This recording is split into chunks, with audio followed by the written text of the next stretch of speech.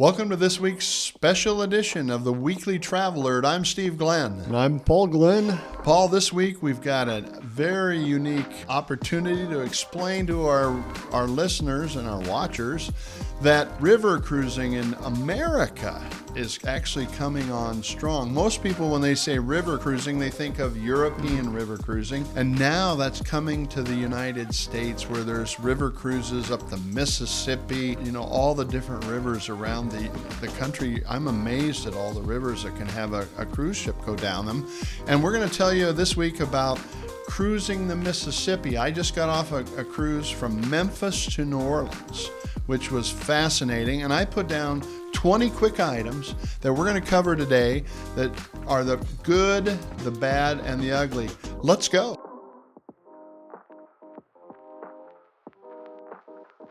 Number one, I had small ship cruising is the only way to cruise. The cruise had 150 people on it, Paul, and it literally had about 50 crew. So there were no lines. I literally could get out of my cabin, walk 20 feet, get on an elevator, go down a floor, walk 20 feet, and I'm in the dining room. I mean, that is amazing. Sounds nice and easy. Well, some of these large cruise ships on the ocean will have 5,000 people, and obviously it's just madness. And so I really like the small ship river cruising, and that's number one on the list. The second one was this cruise was all inclusive. So it included all your food, all your drinks, but also all your tours. So we could get off every day and do a tour.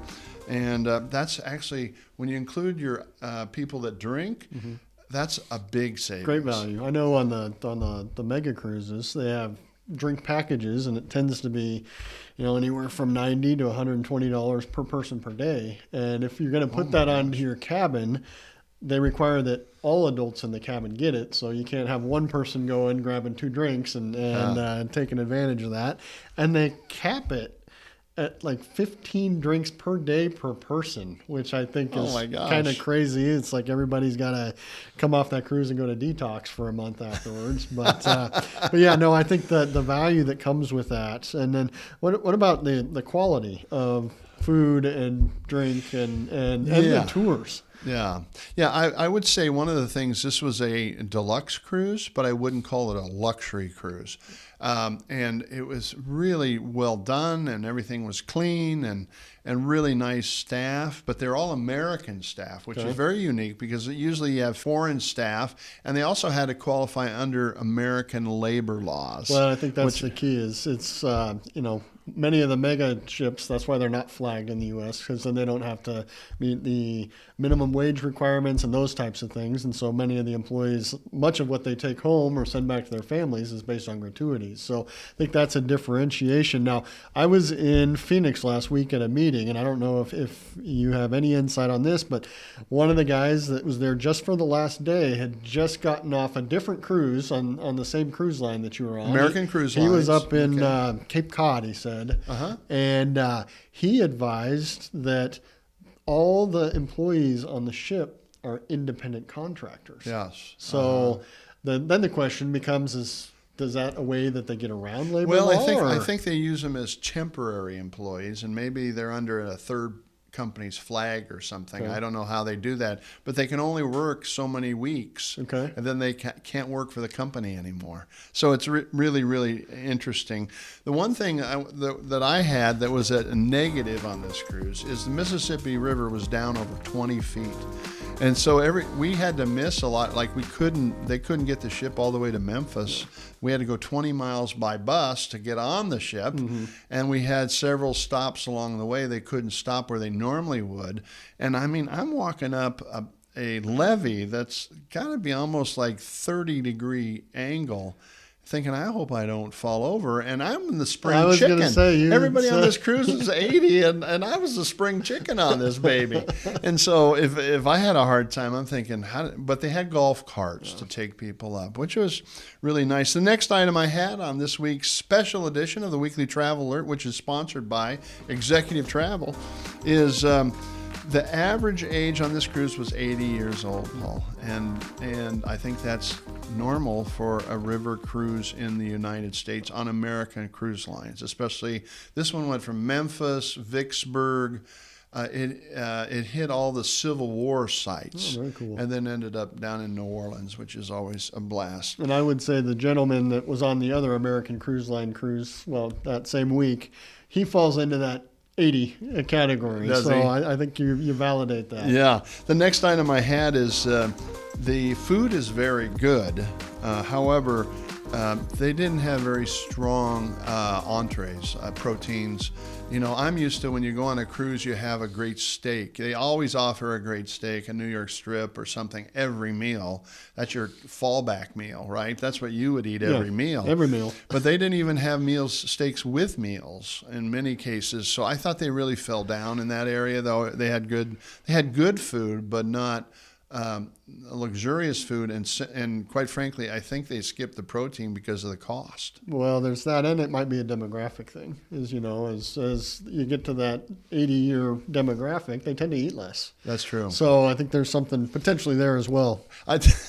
They had a bar. They had a bar there, and it was pretty sparse because a lot of senior citizens they don't drink a lot. So, but they did have a nice bar, but it wasn't very full. One or two of each types of scotch or bourbon or that type of thing. So going back to the all-inclusive, did that also include gratuities? Because that can be another big thing that adds up at the end of a cruise. It did, and actually I want to talk about that because there's pros and cons to including the gratuities in there. And I told somebody I actually think it's a negative. I included the gratuity in the cost of the cruise, but I don't think they work as hard. Yeah. I think when your tip is on the line, you work your tail off. I had 30 years ago, or probably 35 years ago now, and we did one of our first cruises. I remember that second to last night, you went back to your stateroom, and there were a handful of envelopes sitting in there, and you had to put cash in the envelopes. One for the cabin steward, one for everybody. The wine steward, your waiters and waitresses, and you went and handed them that envelope that last evening. Yeah. And there is something to that. Is if you know that there's discretion on what gets put into those envelopes, you're likely to make sure that you're putting in the extra effort. Well, and that waiter at your table, if you liked a steak that was medium, they'd know and they'd have it sit there for you. They knew what you wanted, how you wanted it cooked, and it made you want to tip them. Well, and I think the downfall, the other side of this is, I may have given more to an individual if they stood out for having delivered excellent service. So, I think they actually potentially miss out in certain respects to what their opportunity is. Because I don't know, since they were included on that, but, on the major cruise lines, they just add it to your bill. So it's not included in what you pay up front. But when you get that bill, it's automatic, yeah. It's, $16 per person per day that they just add to that bill. And so it adds up pretty quick when you've got 7, 10, or 14-day cruise at $50 in gratuities per stateroom per day if you've got 2 adults and a child traveling. Which reminds me, in one of our future editions of the Weekly Traveler, we'll have a special edition on tipping for travel. That's really fascinating when you go into all the levels of what you should tip or not tip. When you pull up to a hotel, they take your luggage out. How much do you pay per piece of luggage? How much do you pay the porter, the people that clean your room? All those things we're going to cover in a future different edition. Expectations in different parts of the world. Absolutely. And I think that's a key, is there are many parts of the world that gratuity is not expected. Right, and Europe is that way a lot too, but because they include basically a very full compensation plan for Europeans. The next item I have on this special edition of the Weekly Traveler, one of the things that I missed on this smaller ship with only 150 people, they had entertainment every night, like a singer, jazz singer. It was good, but I missed the grand show where you go on the big cruises. They have a showroom and they put on a musical. Yeah, Broadway level. Yeah, Broadway level musicals. So I kind of missed that, but I didn't miss the 4,000, 5,000 people. It was nice to have 150. The next item I had written down is the energy level on the ship was very low. Of course, when you have a 70 or 80-year-old person on there on an average, at 8:30 at night, the ship is quiet. So it's not There's no energy. There was no disco going on. No disco going on. And they had some fun things and fun activities, and the tours were nice. But there's just that energy level. You'd have to kind of be somebody who likes to read books and likes to take it a little bit easier, perhaps likes to lower the compression of their work day and go on one of those river cruises. And then my next thing, where is the midnight buffet, Paul? That's my favorite part of the cruise, is that midnight buffet. Well, I never made it that late, but I love the giant buffet that they have. So the nice thing about this experience was probably the fact that you didn't come home and put on 10 pounds like you would a week on one of the mega lines that does have food 24/7, drink 24/7. So maybe that's a positive to take away from Yeah, this. that's right. But I enjoy the buffets just for the the opportunity to look at all the options. Yeah. And so they don't have buffets on these ships. The other thing that I noticed was these were really clean. Everywhere I looked, they were cleaning something. They had people scrubbing the elevators and all that. I think that's a little bit post-COVID. People are very sensitive to that. But I was surprised to see so many people cleaning. They also had a fitness center there, and it was super clean, and people, that are sweating and running and that type of thing. So that's important as well.